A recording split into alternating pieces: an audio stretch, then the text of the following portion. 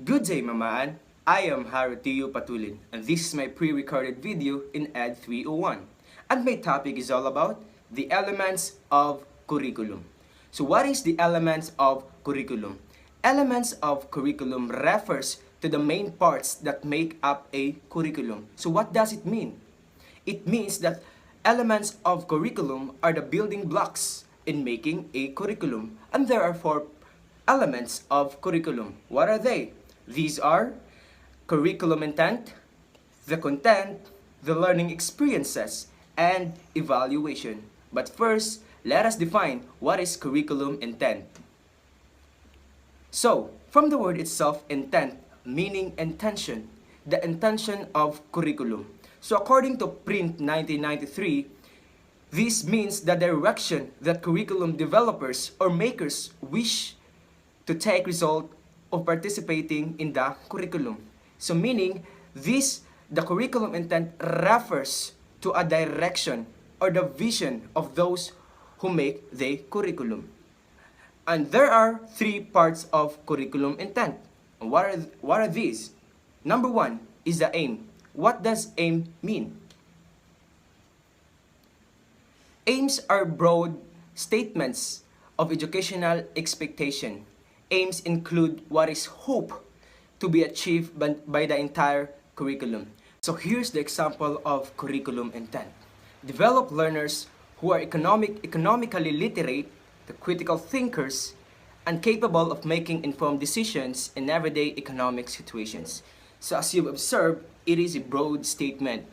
It has a lot of factors in order to achieve that kind of aim. So now, let's proceed to the goal. So the goals are statements that is more specific than aim. Goals are general statements of what concepts, skills, and values should be learned in the curriculum.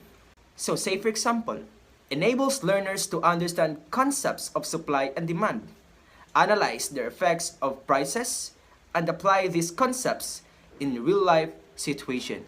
So, based on my examples, you can definitely conclude the differences between the two, the aim and the goal. So now, let us move on to objectives, or commonly known as learning objectives. Objectives refers to specific learning outcomes. It includes what specific concepts, skills, and values that should be learned by the students.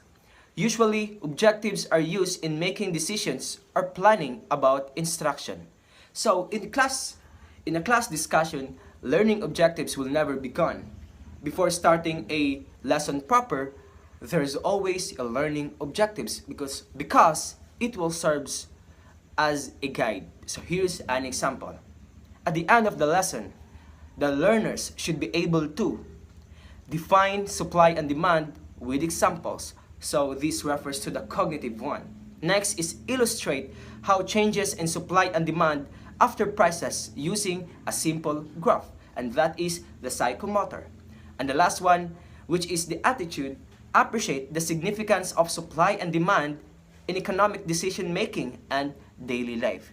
So as you can see, it is divided into pieces. And that is the first element of curriculum. Again, which is the curriculum intent. So now, let us move on to the second element, which is the content. So the content as an element of curriculum, it simply refers to the knowledge, skills, and values and information that are selected and organized for students to learn in school. Simply, content simply refers to the subject matter. These are the things that is being taught by the teachers, transmitting it to the students. Here's an example.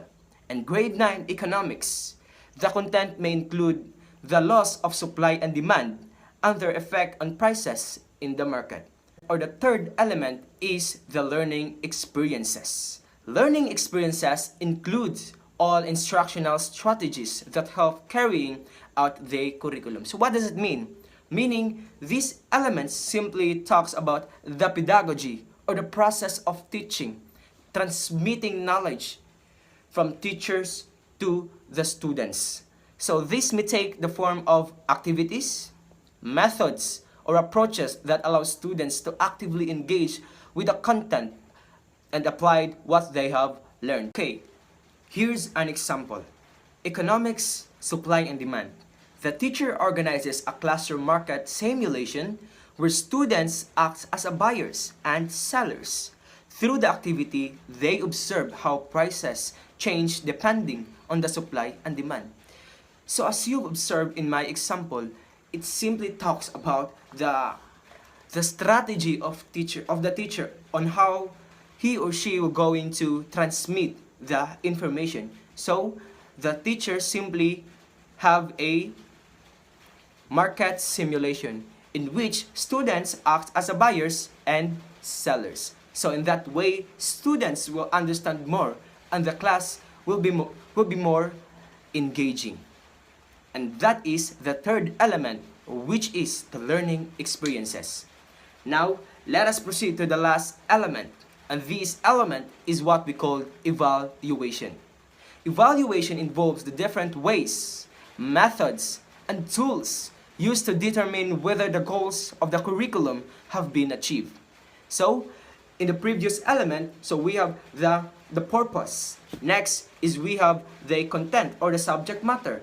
And next, we have the learning experiences. How will you going to teach? And the last one is the conclusion, or what we call the evaluation. How will you going to evaluate if the goal is met or achieved? It checks both effectiveness of teaching and the extent of the student learning after undergoing the curriculum.